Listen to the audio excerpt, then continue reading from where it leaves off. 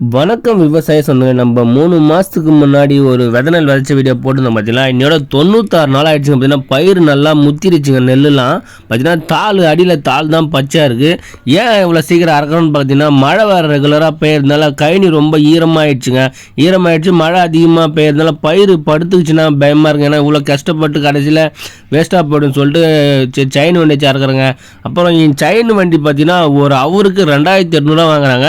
அது டயர் வண்டி பார்த்தீங்கன்னா 1700 தான் ஒரு அவருக்கு. நீங்கள் கேட்கலாம், ஏன்னா டயர் வண்டி வச்சு அறக்கலாம் நீங்கள் கேட்கலாம். ஏன்னா கழனி வந்து ஈரமாக இருக்குங்க, ஏன்னா போகாது.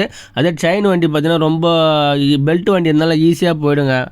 இதில் என்ன லாபம் வரும்னு எங்களுக்கே தெரியலைங்க. ஆனால் நான் உங்களுக்கு அறுவடை பண்ணி அந்த நெல் விற்று அந்த பில்லு வருது பாருங்கள், அப்போ ஃபஸ்ட்லேருந்து எவ்வளோ வருதுன்னு உங்களுக்கு காட்டுறேன். எவ்வளோ லாபம் எவ்வளோ நஷ்டம் உங்களுக்கு ஃபுல் வீடியோ ஒன்று சொல்கிறேன்.